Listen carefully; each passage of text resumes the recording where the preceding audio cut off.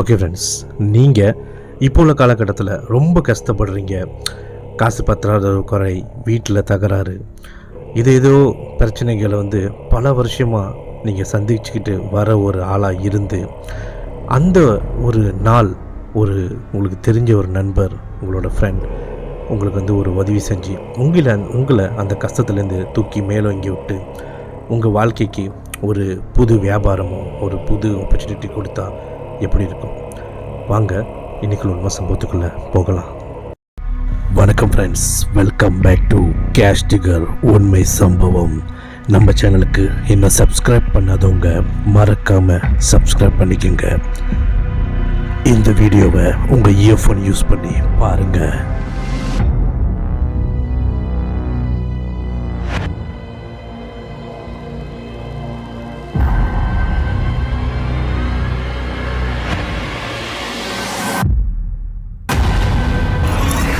உண்மை சம்பவம் season 5.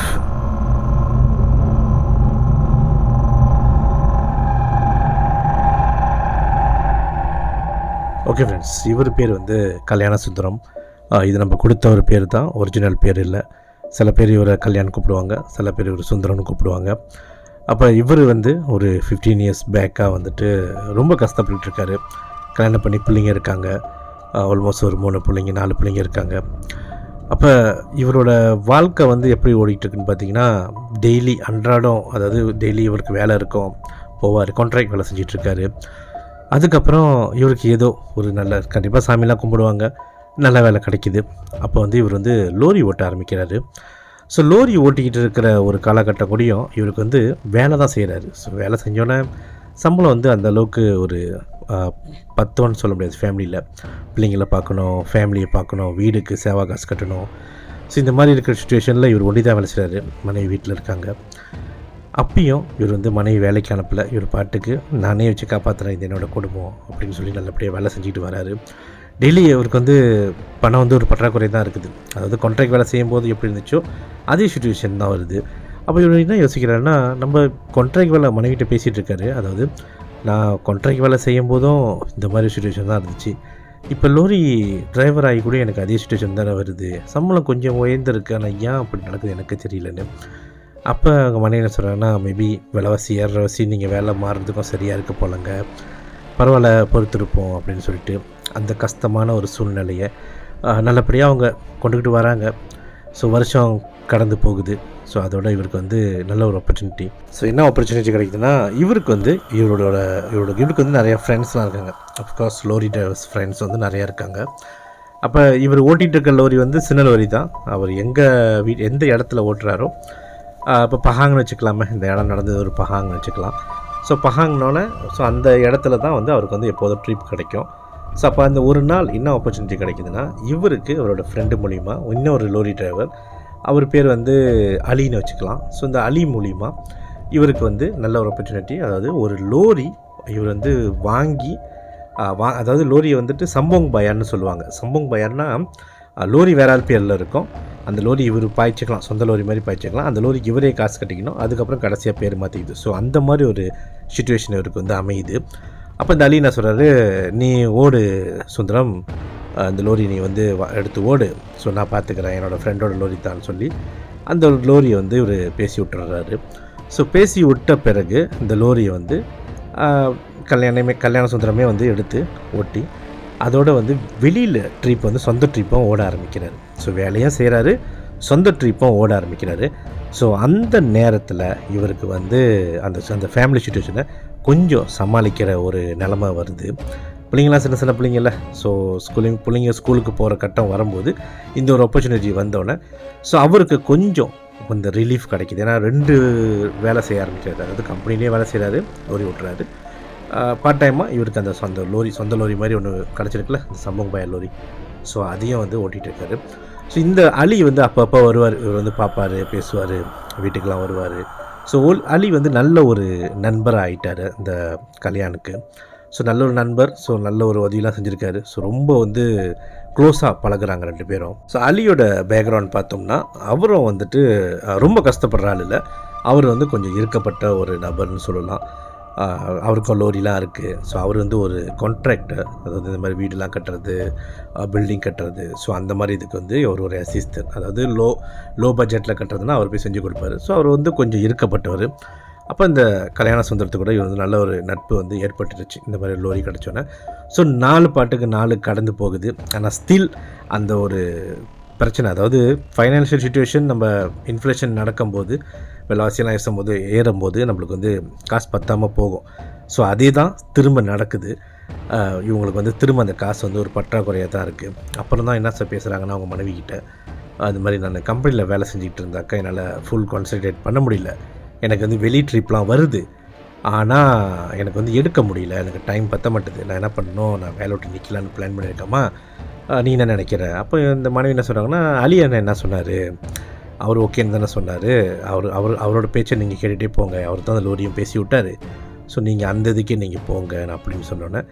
So after ஒரு ஃபியூ மந்த்ஸில் வந்து இவர் வேலை விட்டு நின்றுடுறாரு. வேலை விட்டு நின்று ஃபுல்லாக வந்து சொந்தமாக அந்த லோரி பிஸ்னஸை எடுத்து அவர் நடத்த ஆரம்பிக்கிறாரு. ஸோ இந்த லோரி பிஸ்னஸ் இவர் ஓட்டிகிட்டு இருக்கிற ஒரு வேலையில் அந்த பிஸ்னஸ் வந்து இவருக்கு வந்து ஒன்று ஒன்றா கிடைக்க ஆரம்பிக்குது. எல்லாமே வந்து இந்த அலி மூலியமாக தான் கிடைக்கிது. முக்கால்வாசி பிஸ்னஸ் அலி மூலியமாக கிடைக்கிது. அப்போ இவர் எப்போதும் போல் கண்டினியூவாக அந்த வேலையை செய்ய ஆரம்பிக்கிறாரு. ஏன்னா ஆரம்ப பிஸ்னஸ் காலகட்டம் கொஞ்சம் கஷ்டமாக இருக்கல, ஸ்டில் அந்த சுச்சுவேஷன் அவங்களுக்கு மாறல. கஷ்டப்பட்டு இந்த ஸ்கூல் சட்டை வாங்கி கொடுக்குறது, சப்பாத்து வாங்கி கொடுக்குறது, இதெல்லாம் வந்துட்டு ரொம்ப பட்ஜெட் பண்ணி தான் வாங்கி கொடுத்துட்டு இருக்காரு. ஏன்னா லோரி மெயின்டெனன்ஸும் பார்க்கணும், ஸோ லோரி காசையும் கட்டணும். ஸோ இந்த ஒரு சுச்சுவேஷனில் தான் ஓடிட்டுருக்கார் சுச்சுவேஷன். ஒரு நாள் அலிக்கும் இவருக்கும் வந்து ஒரு வாய் தகராறு வந்துடுது. அலி சொல்கிற விஷயத்த வந்து இவர் இல்லை முடியாது, நான் வீட்டுக்கு நான் போகணும், இந்த மாதிரி சம்திங் அந்த மாதிரி விஷயம் நடக்குது, வாய் தகராறு நடக்குது. அப்போ இவர் என்ன பண்ணிடுறாரு, இவருக்கு வந்து ரொம்ப பேட் மூட் ஆகிடுது, வீட்டுக்கு போயிடுறாரு. வீட்டுக்கு போனோடனே மனைவி கேட்கும்போது கூடயும் இவர் எதுவுமே பேசலை, ஜஸ்ட் சாப்பிட்டுட்டு படுத்துடுறாரு. ஸோ மறுநாள் என்ன நடக்குதுன்னா, இவரோட பிள்ளைங்களை வந்து ஸ்கூலில் போய் விட போகிறாங்க. ஸோ ஸ்கூலில் போய் விடும்போது என்ன நடக்குதுன்னா, அந்த அலி வந்து அங்கே வெயிட் பண்ணுறாரு, அங்கே நிற்கிறாரு. அவரும் அவரோட மகனை வந்து ஸ்கூலில் விடுறாரு, இந்த கல்யாண சுத்தமாக விடுறாரு. ஆனால் 2 பேரும் பேசிக்குவாங்க தான், ஆனால் வாய் தகராறுனா ரொம்ப, அதாவது அடிச்சுக்கிட்டு இந்த மாதிரி பேசாமல் இருக்க அந்த மாதிரிலாம் இல்லை. ஸோ இவர் போகும்போதே அலியை பார்க்குறாரு. பார்த்த உடனே என்ன அலி, ஜஸ்ட் அதாவது தெகோர் பண்ணுறேன்னு சொல்லுவாங்களே, என்ன ஹாய் பாய்ன்னு சொல்லுவாங்களே, அது மாதிரி சொல்லிவிட்டு இவங்க மகனை வந்து விட்டுட்டு ஸ்கூல்லேருந்து இவர் வெளியாகின கையோடையே அந்த ஸ்கூல் முன்னுக்கு இருக்கிற வாத்தியார் வந்து, ஏன் லேட்டு, என்னத்துக்கு லேட்டுன்னு சொல்லி அந்த முன்னுக்கு வாசப்படியிலே அந்த வாத்தியார் வந்து கண்டிக்க ஆரம்பிச்சிருக்காரு. அப்போ இந்த அப்பா தானே போய் விட்டார். ஏன்னா நார்மலாக வந்து ஸ்கூல் பொந்தைங்க அடித்தா தான் வந்துட்டு வாத்தியார் பேசுவாங்க. அந்த டைமில் இவருக்கு சட்டுன்னு வந்து கோவம் வந்துட்டு இங்கேருந்து அந்த வாத்தியார்கிட்ட சொல்கிறாரு, நான் தானே வந்து விட்டேன், என் மாவன் நான் வெளியே பேசிட்டு வந்தானா, லேட் ஆகிடுச்சுனாக்கா எதுக்காக காரணம், ஏன்னா ஆக்சுவலி அந்த வர வழியில் அவரோட பைக் வந்து காற்று குறவாக இருந்திருக்கு. ஸோ அவர் வரும்போதே கொஞ்சம் பார்த்து மெதுவாக வந்துச்சு, வந்து சேர்ற டைம் வந்து கொஞ்சம் லேட்டான வச்சு அந்த ஸ்கூல் முன்னிக்கே அந்த வாத்தியாரை ஏசிடுறாரு, கத்திடுறாரு. அப்போ இதுலேருந்து என்ன தெரியுதுன்னா, இவர் வந்து கொஞ்சம் கோவக்காரரு. அப்போ இந்த அலி தான் வந்து திரும்ப சமாதானம், என்ன அது நேற்று என்கிட்ட நீ கத்துற, இன்றைக்கி நான் ஸ்கூல் முடிக்கிட்டு வாத்தியார்கிட்டே கத்துறேன். அப்போ என்னது, என் பிள்ளையை வந்து ஸ்கூல் முன்னிக்கே வச்சு இந்த மாதிரி கேட்க முடியுமா, இது பண்ண முடியுமா, அந்த பக்கத்தில் இருக்கிறது வந்து ஸ்கூல் பூங்காவாசம், அந்த ஒரு பையன் இருக்கான்.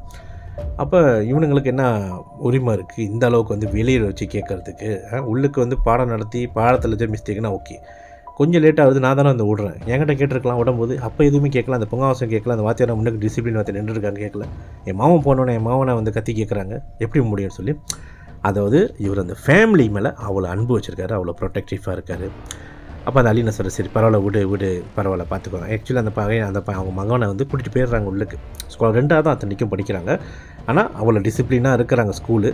ஆனால் அதே சமயத்தில் இவர் அப்பாட்ட கேட்டிருக்கலாம்ல, ஸோ அந்த ஒரு ஆதாங்கம். ஸோ இதெல்லாம் எதுக்கு இந்த விஷயத்தில் நான் மென்ஷன் பண்ணுறேன்னா, இவர் வந்து அந்தளவுக்கு பாசம், ஃபேமிலி மேலே ஒரு நல்ல பாசம்.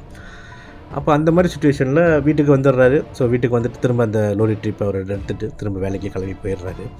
ஸோ இந்த சுச்சுவேஷன், அதாவது ரொம்ப பாசமானவர், கொஞ்சம் ஆத்திரமானவர், ஸோ இந்த மாதிரி நல்ல ஒரு சுச்சுவேஷனை வந்து ஃபேமிலிக்காக உழைச்சிக்கிட்டு இருக்கிறாரு, ஒரு லோரியை ஓட்டிக்கிட்டு. அந்த மாதிரி இருக்கிற ஒரு நபர் இந்த கல்யாண சுந்தரம்.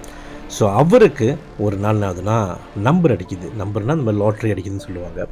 ஸோ நம்பர் அடிக்குது, லாட்ரி அடிக்குதுன்னா மில்லியன் கணக்கில் அந்த மாதிரி கணக்கெலாம் இல்லை, ஏதோ ஒரு 10,000 வெள்ளி 15,000 வெள்ளிக்கிட்ட நம்பர் அடிக்குது. அப்போ உடனே அந்த மனைவிகிட்ட சொல்லும்போது மனைவி என்ன சொல்கிறாங்கன்னா, அந்த லோரியை வந்து ஃபுல்லாக காசு போட்டு நம்ம எடுத்துடலாம், பேலன்ஸ் கொஞ்சம் காசு தான் எனக்கு, பல வருஷமாக கட்டிட்டோம், லோரி காசு நம்மளுக்கு மிச்சமாயிருங்க. ஸோ மாதம் வந்து நம்மளுக்கு அந்த காசில் வந்து ஃபேமிலி செலவுக்கும் நம்மளுக்கு வந்து கொஞ்சம் எக்ஸ்ட்ரா காசு இருக்கும் அப்படின்னு சொன்னோன்னே, ஆமாம் உண்மைதாம்மா நீ சொல்கிறது சொல்லிவிட்டு, ஸோ அந்த காசை எடுத்து பாதி காசை போட்டு லோரியை வாங்கிடுறாரு, ஃபுல்லாக வாங்கிடுறாரு. அது வந்து அலி மூலிமா தான் வாங்குறாரு. அப்புறம் அலிக்கும் கொஞ்சம் காசு கமிஷன் மாதிரி கொடுக்குறாரு. ஏன்னா அவர் அலி ரொம்ப ஹெல்ப் பண்ணியிருக்காருல்ல. இப்போ வீட்டுக்கும் வந்து அவருக்கு என்னென்ன செய்யணும்னு நினச்சாரோ அதெல்லாம் கொஞ்சம் கொஞ்சம் விஷயங்கள்லாம் செய்கிறாரு. ஸ்டில் அவருக்கு வந்து அந்த சேவிங்ஸ் இல்லை, அந்த ஒரு விஷயம் வந்து பத்தாமல் தான் இருக்குது. ஸோ லோரி இப்போ சொந்தமாச்சு. ஸோ ட்ரிப் மேலே ட்ரிப் கிடைக்க ஆரம்பிக்குது. ஸோ இவரும் அடுத்தது வந்து அலிக்கிட்ட நான் இந்த விஷயத்தெல்லாம் ஷேர் பண்ணும்போது அலியும் இவருக்கு வந்து சில பிஸ்னஸ் ஆப்பர்ச்சுனிட்டி கொடுக்க ஆரம்பிக்கிறார். இந்த மாதிரி கான்ட்ராக்ட் எடுத்து செய்ய, நான் எடுக்கிற கான்ட்ராக்டுக்கு நீ ஜாமான் வந்து கொடு. ஸோ அந்த மாதிரி 2 பேரும் சேர்ந்து சில அந்த பிஸ்னஸ்லாம் வந்து எடுத்து செய்ய ஆரம்பிக்கிறாங்க. வாழ்க்கையில் படிப்படியாக முன்னேற ஆரம்பிக்கிறாரு. இப்போ இருந்துக்கிட்டு இருக்கிற வீடு வந்து இவங்க இருக்கிறது சேவா வீடு. அப்போ அந்த அலி என்ன சொல்கிறேன்னா, ஒய் நாட் நீ வந்துட்டு இந்த எனக்கு தெரிஞ்ச ஒரு வீடு வருது, ஸோ அந்த வீடு அப்ளை பண்ணு.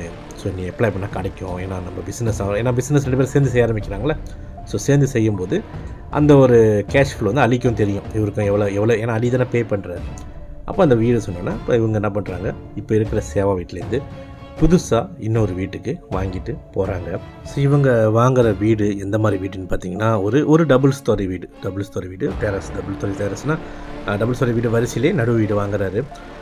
வீட்டு நம்பர் வந்து 7ஆம் நம்பர் வீடு வாங்குறாரு. ஸோ ஏன்னா அலி காமிச்ச வீடில் இந்த வீடு நல்ல விலைக்கு வருது. ஏன்னா லோரியும் அலி தான் காமிச்சார், இந்த வீடியும் அலி தான் காமிக்கிறாரு. அப்போ அலி ரொம்ப ஹெல்ப் பண்ணியிருக்க அலின்னு சொல்லிட்டு ரொம்ப சந்தோஷமாக அலிகிட்ட பேசிட்டு, ஸோ அந்த ஒரு வாழ்க்கை வந்து அவருக்கு வந்து அடுத்த கட்டத்துக்கு போகுது. 1 லோரி 2 லோரி ஆகுது, 2 லோரி 3 லோரி ஆகுது. ஆள் வச்சு வேலை பார்க்க ஆரம்பிக்கிறாரு. இவருக்கும் பல இந்த மாதிரி கன்ஸ்ட்ரக்ஷன், இந்த மாதிரி பில்டிங்ஸ். அலி இன்னும் ஒரு 2 மடங்கு பணக்காரராக தான் இருக்கார் அலி. ஏன்னா அவர் அதுக்கு முன்னாடியிலேருந்து ஒரு இதில் தானே இருந்தார், ஒரு லெவலில் தான் இருந்தார். அப்போ இந்த கல்யாண சுந்தரத்தையும் ஏற்றி விட்டுருக்காரு அலி, நல்லா ஹெல்ப் பண்ணி. ஒரு பிஸ்னஸ் பார்ட்னர், அவர் நிறைய பிஸ்னஸ் செய்கிறாரு. அதில் சில பிஸ்னஸ் வந்து இந்த கல்யாண சுந்தரம் வந்து பார்ட்னராக இருக்கார். அப்போ இருந்து நல்ல ஒரு வேலையாக இருக்கும்போது வீடு நல்லபடியாக எப்படி டபுள் ஸ்டோரி வீடு வாங்கினாரோ அதே போல் இதுக்கு இவங்களோட ஃபேமிலியில் வந்து இந்த காசு பற்றாக்குறை எதுவுமே இல்லை. பேங்க் சேவிங்ஸும் அவருக்கு வந்து ஏறிக்கிட்டே போகுது. ரொம்ப சந்தோஷமான வாழ்க்கை. இந்த அலியோட 36வது வயசில் வந்து நல்லா வாழ ஆரம்பிக்கிறாரு. அதாவது கல்யாண சுந்தரம் நல்லா வாழ ஆரம்பிக்கிறாரு. பிள்ளைங்களும் வந்து பெருசாக வராங்க, எல்லாம் வந்து ஸ்கூல் அம்மனுங்க படிக்க ஆரம்பிக்கிறாங்க, செகண்டரி லெவல் படிக்கிறாங்க. சில பிள்ளைங்க ஸ்டீல் ஸ்கூல் 2 படிக்கிறாங்க. ஸோ இந்த மாதிரி சுச்சுவேஷனில் அலி வந்து ஒரு நாள் நைட் வந்து ஒய்ஃப்கிட்ட படுத்துட்டு இருக்கும்போது ரூமில் ஒய்ஃப் சொல்கிறார், எனக்கு கொஞ்சம் நிம்மதியாக இருக்குமா, ஆனால் எனக்கு ஒன்றும் ஃபுல்லாக நிம்மதியாக இல்லை. அப்போ ஒய்ஃப் கேட்குறாங்க, ஏங்க தான் காசு இருக்குது, சேவிங்ஸ் எல்லாமே இருக்குது. அப்போ என்ன சொல்கிறாருன்னா, இல்லை பிள்ளைங்க நல்லா படிக்கணும், நம்ம எவ்வளையோ கஷ்டங்கள் பட்டோம், ஆனால் இன்றைக்கி நம்ம நல்லா இருக்கோம், எல்லாம் அந்த அலி தான் காரணம். ஆனால் சில நேரத்தில் இந்த அலி வந்துட்டு சில விஷயத்தெல்லாம் வந்துட்டு பிஸ்னஸ் ஆப்பர்ச்சுனிட்டி வந்து எனக்கு கொடுக்க மாட்டேறாரு, வேற ஆளுக்கு கொடுக்குறாரு அப்படின்னு சொல்லும்போது, அப்போ மனைவி என்ன சொல்கிறாங்கன்னா, பரவாயில்லங்க, அவர் தானே நிறைய விஷயத்த உங்களுக்கு வந்து கைட் பண்ணியிருக்காரு, சரி பரவாயில்ல விடுங்க, அதில் என்ன வந்துருச்சு, நம்மளுக்கு வேண்டிய விஷயத்த அவர் கொடுக்குறாருன்னு நம்ம அதை மட்டும் செஞ்சுக்கலாம், மற்றபடி அவர் யாருக்கு கொடுக்குறாங்க கொடுத்துட்டு போகட்டும். நம்மளுக்கு இப்போதைக்கு நம்ம ஃபேமிலி முன்னையோட நல்லா யோசிச்சு பாருங்கள், ஒரு 10 வருஷத்துக்கு முன்னாடி எப்படி இருந்துச்சு, இப்போ எப்படி இருக்கும் நம்ம அப்படின்னு சொல்லி படுத்து தூங்கிடுறாங்க. ஸோ ஒரு நிம்மதியான ஒரு தூக்கம், ஏன்னா ரொம்ப வந்து ஃபேமிலி மேலே லவ்விங்காக ரொம்ப கஷ்டப்பட்டு இந்த ஃபேமிலி நல்லா முன்னேற்றி கொண்டு வரணும்னு சொல்லி போட்ட உழைப்பு வந்து வீணாகலன்னு சொல்லிட்டு ஸோ படுத்து நல்லபடியாக நிம்மதியாக தூங்குறாங்க. ஒரு 2 வருஷம் கடந்து போகுது. அலியோட பிஹேவியர் வந்து இந்த கல்யாண சுந்தரத்துக்கு வந்து பிடிக்கல. அவருக்கு வந்து சம்திங் இஸ் ஃபிஷி, அவருக்கு வந்து சரியாக வரல. ஈவன்தோ வந்துட்டு இந்த அலி வந்து எவ்வளோ தான் உதவி செஞ்சுருந்தாலும் சுந்தரத்துக்கு வந்து அந்த அலியோட சில நடவடிக்கை பிடிக்காத ஒரு பட்சத்தில் பேச்சுவார்த்தையை வந்து குறைக்க ஆரம்பிக்கிறாரு. ஏன்னா அந்த ஒரு ஃபியூ இயர்ஸில் வந்து கல்யாண சுந்தரத்துக்குன்னு தனி கஸ்டமர் பேஸ் உருவாயிட்டாங்க. அவருக்கும் சொந்தமாக பிஸ்னஸ்ஸு, சொந்தமாக கஸ்டமர்ஸ், அவர் இன்னொரு பிஸ்னஸ் திறந்து, அதாவது லோரிலாம் வேறு ஓடுது. ஸோ நிறைய விஷயங்கள் செய்ய ஆரம்பிச்சிருக்காரு. அவர் ஒரு கன்ஸ்ட்ரக்ஷன் செய்ய ஆரம்பிச்சிருக்காரு. ஸோ ரொம்ப நல்ல ஒரு சுச்சுவேஷனில் இருக்கும்போது இவர் என்ன ஒரு முடிவுக்கு வர்றாருன்னா, இதுக்கு மேலே அந்த அலியோட பேச்சுவார்த்தையை நம்ம வந்து குறைக்க ஆரம்பிச்சிடணும், முடிஞ்ச அளவுக்கு கட் ஆஃப் பண்ணிடணும் அப்படின்னு நினச்சிட்டு அவர் வந்து அந்த விஷயத்தை வந்து குறைக்க ஆரம்பிச்சிருக்காரு. சில ஆப்பர்ச்சுனிட்டி வரும், அது வந்து இந்த அலிகிட்ட தெரியாமல் இவர் வந்து செய்ய ஆரம்பிச்சிருக்காரு.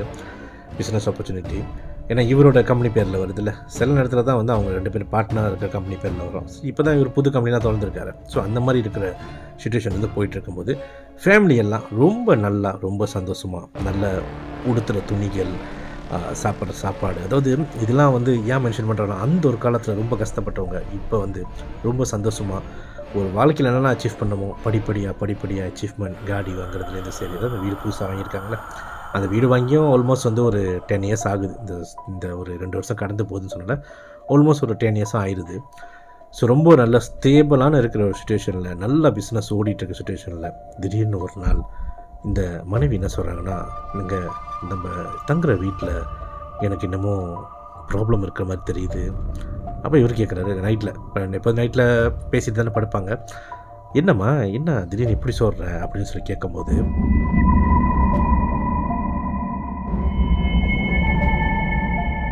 இவங்க மனைவி வச்சுருக்கேன், ஆமாங்க எனக்கு வந்து நீங்கள் பிஸ்னஸ் வெளியே ட்ரிப் நீங்கள் போயிட்டாக்கா, வீட்டில் பிள்ளைங்க இருந்தாலும் எனக்கு வந்து யாரோ எனக்கு பின்னாடி நிற்கிற மாதிரியோ, இல்லை நான் எந்த ரூமுக்கு போகிறேனோ அந்த ரூமில் வந்து யாரோ ஒரு ஆள் என்னை பார்க்குற மாதிரியோ அந்த மாதிரி ஒரு ஃபீலாக இருக்குங்க அப்படின்னு சொன்னோன்னே, சுந்தரம் வந்து என்ன யோசிக்கிறேன்னா, என்னம்மா நீ உலகிட்டுருக்க, வீட்டில் இவ்வளோ பெரிய சாமி மாடெலாம் வச்சு டெய்லி நீ பூஜைலாம் போட்டுட்ருக்க, எப்படி இது மாதிரிலாம் நடக்கும், என்ன பேய் இருக்குன்னு சொல்கிறார் வீட்டில் அப்படின்னு சொல்லும்போது, இல்லைங்க அப்படின்னு நான் சொல்ல வரல, ஆனால் எனக்கு அன்ஈஸியாக இருக்குது, எனக்கு அன்ஈஸியான ஒரு ஃபீலாக இருக்குது அப்படின்னு சொன்னோன்னே, இவர் சொல்லிடுறார், நீ இப்போ செம்மப்பாடு இன்னமும் உலகிட்டுருப்பேன். ஏன்னா சுந்தரத்துக்கு வந்து இந்த பேய் பிசாசு இந்த மாதிரி விஷயத்துக்கு மேலே நம்பிக்கை இல்லைன்னு சொல்கிறதோட, அவருக்கு வந்து கண்ணில் பார்க்குறது, ஏன்னா அவர் உழைப்பை நம்புகிறவர். ஸோ எந்த விஷயமா இருந்தாலும் உழைப்போ, நம்ம கண்ணாக இருக்கிற விஷயத்தை தான் வந்து பார்த்தாக்கா நம்புவார். இப்போ இந்த மாதிரி ஒரு நெகட்டிவ் விஷயம், ஏன்னா வாழ்க்கையில் படுற கஷ்டம் சரியான கஷ்டப்பட்டுட்டார்ல, அப்போ இது பேய் பிசாசு இதெல்லாம் வந்து சிம்பிளான ஒரு மேட்னு சொல்லிட்டு அவர் வந்து ரொம்ப போதை பண்ணிக்கல. அதுக்கப்புறம் அந்த ஒய்ஃப் சொல்லி ஏறக்குறைய ஒரு வாரம் ஆகுது. அந்த அன்றைக்கி வந்து சண்டே, வீட்டில் எல்லோரும் இருக்காங்க. திடீர்னு மணி ஒரு 7, 7:30, 8 மணி போல் எல்லாம் உட்காந்தோன்னா சாப்பிடுவாங்களே, சாப்பிட்டுக்கிட்டு இருந்த இந்த மனைவி திடீர்னு வந்து மேலெல்லாம் வந்து எரியுதுங்க, கால்லேருந்து மூஞ்சி எல்லாம் எரியுதுங்க, ரொம்ப துடிச்சு போகிறாங்க. சாப்பிட்டுட்டு இருந்த எல்லாமே அந்த ஃபேமிலி, அந்த பிள்ளைங்க, சின்ன பிள்ளைங்க கூட இருக்காங்க. அப்போ என்னம்மாச்சு கேட்டோன்னே, அந்த ஹஸ்பண்டும் என்னம்மா என்ன பண்ணுது, இல்லைங்க எரியுதுங்க, மேலெலாம் எரியுதுங்க, அப்படியே மூஞ்செல்லாம் பிடிச்சிக்கிறாங்க, மேலெலாம் எரியுது, கால்லாம் எரியுது, உடம்புலாம் எரியுதுன்னு அப்படியே பிடிச்சிக்கிறாங்க மூஞ்செல்லாம். அப்போ யாருக்குமே ஒன்றுமே புரியல. உடனே என்ன யோசிச்சாங்கன்னா, நம்ம கிளினிக் கூட்டிகிட்டு போயிடுவோம், ப்ரைவேட் கிளினிக் கூட்டிகிட்டு போயிடுவோம், ஏன்னா காசு இருக்குது போல சுச்சுவேஷன், நம்ம உடனே கவர்மெண்ட்டுக்கு போனால் லேட் ஆகும் ட்ரீட்மெண்ட். ஸோ அதனால் நம்ம வந்து நேராக ப்ரைவேட் கிளினிக் போயிடுவோம் சொல்லிட்டு கிளினிக் கூட்டிகிட்டு போயிடுறாங்க. ஸோ கூட்டிகிட்டு போனோன்னே அந்த வீட்டை விட்டு வெளியாகி அந்த கிளினிக் போயிட்டு அந்த உட்காந்து டாக்டர் வந்து ட்ரீட்மெண்ட் வந்து கொடுக்க ஆரம்பிக்கிறாங்க. டாக்டருக்கே தெரியல, எரியுதுன்னு சொல்கிறீங்க, என்ன எரியுது, எப்படி எரியுது, அவங்க தோல்லாம் அவங்களே எப்படின்னா ஸ்கின்லாம் அப்படியே எரிய ஆரம்பிக்குது, ஸ்கின் பர்ன் சொல்லுவாங்களா அது மாதிரி. இப்போ அங்கே போனால் டாக்டர் வந்து சில இன்ஜெக்ஷன்லாம் போட்டு, ஸோ அந்த வலி பெயின் கில்லர்லாம் கொடுத்து கொஞ்சம் அந்த விஷயத்தெல்லாம் குறைக்க ஆரம்பித்தோன்னே மனைவியை கொஞ்சம் ரெஸ்ட் பண்ண சொல்லிவிட்டு டாக்டர் என்ன சொல்கிறேன்னா, இது ஆக்சுவலி வந்து எங்களுக்கு என்னன்னு தெரியல, நார்மலி ஏதாச்சும் கடிச்சா தான் இந்த மாதிரி ஸ்கின் பர்ன் பண்ணும், ஆனால் இவங்களுக்கு காலிலேருந்து தலை வரைக்கும் எரியுதுன்னு சொல்கிறாங்க, எங்களுக்கு புரியல, சாப்பிட்ட சாப்பாடு ஏதாச்சும் ராங்காக இருக்கா அப்படிலாம் சொல்லி பேசி ஆலோசனை கொடுத்து வீட்டுக்கு அனுப்பிச்சிடுறாங்க. ஸோ மனைவிக்கு கொஞ்சம் ஓகே ஆயிடுது. ஸோ வீட்டுக்கு வந்துடுறாங்க. ஸோ வந்த பிறகு மனைவிகிட்ட ஹஸ்பண்டுக்கு என்ன சாப்பாடு அதெல்லாம் விசாரிக்கிறாரு, என்ன சாப்பிட்டியா அதெல்லாம் விசாரிக்கும் போது மனைவி சொல்கிறாங்க, இல்லைங்க தெரில, திடீர்னு எனக்கு எரிய ஆரம்பிச்சிருக்கு அப்படின்னு சொன்னோன்னே, ஸோ பேசிவிட்டு படுத்து தூங்கிடுறாங்க. ஆனால் இந்த சுந்தரத்துக்கு வந்து மனசு சரியில்லை, ஏன்னா அவ்வளோ லவ்விங்காக பார்க்குற ஒரு ஃபேமிலி, ஒரு ஒய்ஃபுக்கு இந்த மாதிரி ஆச்சுன்னா ரொம்ப கவலையாக வர்றார் அந்த நைட்டு. ஸோ மறுநாள் என்ன பண்ணுறாரு, மறுநாள் ஒய்ஃபு வேலைக்கு அவர் போகல, ட்ரிப்புக்கு எதுக்கும் போகல. அந்த நேரம் அலி ஃபோன் அடிச்சு கேட்கும்போது அலிகிட்ட சொல்லல, இந்த மாதிரி ஒய்ஃபுக்கு உடம்பு முடியாமல் இருக்குது, நான் வரல, இந்த ட்ரிப்புக்கு வரல. ஏன்னா அந்த டைம் பார்த்து இவங்க பிஸ்னஸ் பார்ட்னர் இருக்கிற அந்த கம்பெனி மூலிமா சில விஷயங்கள் இருக்குது, இவர் தட்டி கழிச்சிடுறாரு, இல்லை என் மனைவியை தான் நான் பார்க்கணும் அப்படின்னு சொல்லிட்டு. சரின்னு அலி வந்து கொஞ்சம் கோவமாக ஃபோனை வச்சிடுறாரு. அதுக்கப்புறம் மனைவிக்கிட்ட கேட்குறாரு, மனைவி கொஞ்சம் ஓகே தான் இருக்காங்க, நல்லா தான் இருக்காங்க. ஸோ அப்படியே வந்து அந்த நாள் வந்து சாயந்தரமாகுது. திரும்ப அந்த சாயந்தரம் எப்படி அவங்களுக்கு எரியுதுன்னு சொன்னாங்களோ அதே போல் மணி 8 மணிக்கு கரெக்டாக அவங்களுக்கு வந்து நேற்று எப்படி உடம்பு எரிஞ்சிச்சோ அதே போல் துடிச்சு போகிறாங்க. மறுபடியும் கிளினிக் கொண்டு போகிறாங்க அவங்க ஹஸ்பண்டு. அப்போ இந்த டாக்டர்கிட்ட திரும்பி கேட்கும்போது டாக்டர் சொல்கிறாரு, நீங்கள் பெட்டர் ஹாஸ்பிட்டல் கொண்டு போனீங்கன்னா ரத்தத்தெல்லாம் செக் பண்ணுவாங்க, நீங்கள் அங்கே கூட்டிகிட்டு போய் பாருங்கள், நாங்கள் நேற்று கொடுத்த ட்ரீட்மெண்ட் நார்மலான ட்ரீட்மெண்ட் தான், எனக்கு என்ன ஏதுன்னு எனக்கு சொல்ல முடியாது, நீங்கள் ப்ளட் டெஸ்ட் பண்ண மட்டும் தான் தெரியும், முடிஞ்ச அளவுக்கு கிளினிக் கூட்டிகிட்டு போங்க, இப்போதைக்கு நான் பெயின் கில்லர்லாம் கொடுக்குறேன்னு சொல்லி திரும்ப அவங்களுக்கு அந்த விஷயத்தை வந்து கியூர் பண்ணி அனுப்பிடுறாங்க. ஸோ அவங்க வீட்டுக்கு வந்துட்டு மறுநாள் அவங்க வந்து ஒரு ஸ்பெஷலிஸ்ட் ஹாஸ்பிட்டலுக்கு வந்து போகிறாரு. ஸோ பஸ்லிஸ் ஹாஸ்பிட்டலில் போன கையோட அட்மிட் பண்ணணும். ஸோ அந்த நேரம் பார்த்து இவங்க வந்து மெடிக்கல் கார்டு வந்து எடுத்து வைக்கல, அதாவது இன்சூரன்ஸ் எடுத்து வைக்கல. ஸோ மெடிக்கல் கார்டு அவங்க யூஸ் பண்ணலாங்க அந்த சுச்சுவேஷனில். சொந்த காசு தான் கட்டுறாங்க. சொந்த காசை கட்டி நான் இந்த டைமில் தான் அவங்கக்கிட்ட காசு பணம்லாம் இருக்குல்ல, ஸோ நகைலாம் வந்துட்டு வச்சுக்கிட்டே பார்த்துக்கலாம். இவங்க பேங்கில் இருக்கிற காசே வந்துட்டு அந்த இதுக்கு அந்த ட்ரீட்மெண்ட்டுக்கு வந்து போதும். ஸோ அதனால் பேமெண்ட்லாம் கட்டுறாங்க, கட்டி ட்ரீட்மெண்ட் பார்க்குறாங்க.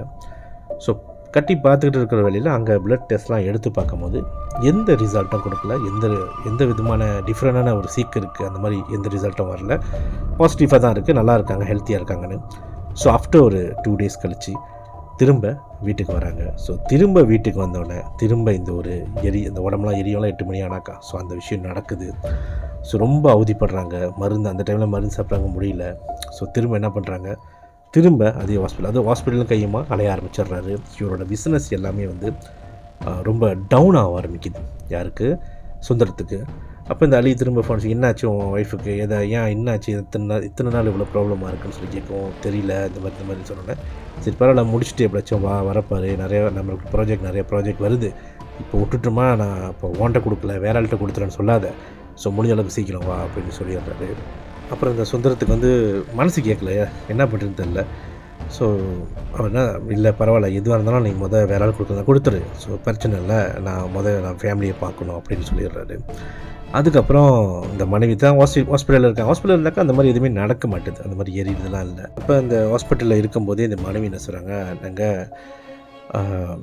நீங்கள் அன்றைக்கி ஞாபகம் இருக்கா, நான் சொன்னேன் உங்கள்கிட்ட இந்த மாதிரி யாரோ வந்து என்னோட பின்னாடி என்னை பார்க்குற மாதிரி இருக்குன்னு ஞாபகம் இருக்கான்னு கேட்கவும், ஆமாம்மா நீ சொன்ன ஒரு ஆல்மோஸ்ட் ஒரு 1 week 2 weeks இருக்கும், நீ சொன்ன என்னாச்சுன்னு சொல்லி கேட்கும்போது, எனக்கு இன்னமும் அந்த மாதிரி விஷயந்தான் எனக்கு டிஸ்டர்பன்ஸாக இருக்குதுன்னு தோணுதுங்க அப்படின்னு சொன்னோன்னே, என்ன நீ வந்துட்டு சில்லித்தனமாக பேசிக்கிட்டு இருக்க, உடம்பு எரியுது, நீ போய்ட்டு பேய் பிசாசுன்னுக்கிட்டு இருக்கேன். இல்லைங்க, ஆக்சுவலி இந்த வீட்டில் நான் நார்மலாக பகல் டைமில் இருக்கும்போது பிடிக்கும், இவங்களுக்கு என்ன ஃபீல் பண்ணியிருக்குன்னா, யாரோ இவங்க காதுகிட்ட வந்து காற்று ஊதுவாங்கள்ல, ஸோ அந்த மாதிரி ஊதுற மாதிரி அவங்களுக்கு வந்து ஃபீல் பண்ணியிருக்கு ஃபியூ டைம்ஸ் இவங்க சமைச்சிட்டு இருக்கும்போது அந்த மாதிரி நேரத்தில்.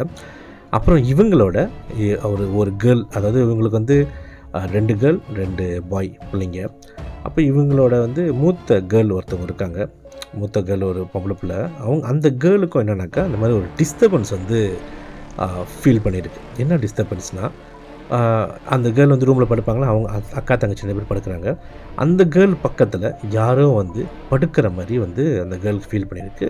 அந்த கேர்ள் வந்து அம்மாட்ட சொல்லியிருக்காங்க, இல்லைம்மா இந்த மாதிரி எனக்கு யாரோ வந்து பக்கத்தில் படுக்கிற மாதிரி இருக்குது, திடீர்னு பார்த்தா யாரோ வந்து என் மேலே படுக்கிற மாதிரி இருக்குது, ஸோ அந்த மாதிரிலாம் ஃபீல் பண்ணுதுமா அப்படின்னு சொல்லியிருக்காங்க. அதை இந்த மனைவி வந்து இந்த ஹாஸ்பிட்டலில் தான் இந்த ஹஸ்பண்ட்கிட்ட சொல்கிறாங்க. எனக்கு ரொம்ப பயமாக இருக்குங்க, என்னென்னு தெரியல, இந்த மாதிரி விஷயங்கள் நடக்குது வீட்டில், நான் இங்கே வந்தோடனே எனக்கு இந்த மாதிரி எரிச்சல் எதுவுமே இல்லைங்க, நான் ரொம்ப ஹெல்த்தியாக இருக்கேன், எனக்கு ரொம்ப ஹெல்த்தியாக இருக்க மாதிரி ஃபீல் பண்ணுது, இப்போ கூடியும் பாருங்க கூட நல்லா பேசுகிறேன், ஆனால் வீட்டுக்கு வந்தால் மட்டும் எனக்கு உடம்பு ரொம்ப வீக் ஆகிடுது. அதுவும் அந்த 8 மணிக்கு மேலே வந்து ரொம்ப எனக்கு வந்து இந்த மாதிரி எரிச்சல்லாம் கொடுத்துட்டு அந்த நைட்டில் படுக்கும்போது என்னோட உடம்பு ரொம்ப வீக் ஆகிடுதுங்க அப்படின்னு சொல்லோன்னே, இந்த ஹஸ்பண்ட் வந்து சரி அப்போ என்ன தான் செய்ய சொல்கிற, என்ன தான் செய்யுது, எனக்கு எதுவும் தெரியலையம்மா, இதை பற்றி எனக்கு எதுவும் தெரியாதுன்னு சொன்னோன்னே, இல்லைங்க நம்ம முடிஞ்ச அளவுக்கு கோயிலுக்கு எங்கேயாச்சும் போயிட்டு வரலாம். அப்போ அந்த ஹஸ்பண்ட் என்ன சொல்கிறாங்கன்னா, நம்ம தான் வாரம் கோயிலுக்கு கூட்டிகிட்டு போகிறோம்மா. அப்போ இவங்க என்ன சொல்கிறாங்கன்னா, கோயிலுனா சாமி கும்பிட்றதுக்கு நம்ம கோயிலுக்கு போகிறோமே, அது இல்லைங்க, இந்த மாதிரி யாராச்சும் பார்ப்பாங்களே, அந்த மாதிரி இடத்துக்கு போய் பார்க்கலாம், நம்மளோட பிரச்சனையை சொல்லணும், என்ன சாமி ஆடுறது பார்க்க போறியா அப்படின்னு சொல்லி கேட்டோன்னே, ஆமாங்க சம்திங் இந்த மாதிரி தான், சாமி ஆடுறதோ இல்லை பூமோ யாராச்சும் அலியன்கிட்ட கேட்டு பாருங்கள், அவர் தான் பூமோலாம் தெரியுமே. அப்போ இவர் சொல்கிறாரு, சரி எனக்கு நம்பிக்கை இல்லை, ஆனால் இருந்தாலும் நம்ம பிள்ளைங்களுக்கெல்லாம் டிஸ்டர்ப் பண்ணி சொல்கிறிய, சரி போய் பார்க்கலாமா அப்படின்னு சொல்லிடுறாரு. ஓகே ஃப்ரெண்ட்ஸ், இந்த கல்யாண சுந்தரத்தோட வாழ்க்கையில் அடுத்ததாக என்ன தான் நடக்க போகுது, மறக்காமல் இந்த எபிசோடோட பாட்டு வீடியோ பாருங்கள். மீண்டும் அடுத்த ஒரு உண்மை சம்பவத்தில் சந்திக்கும் வரை சைனிங் ஆஃப் கேஷ் டிகர்.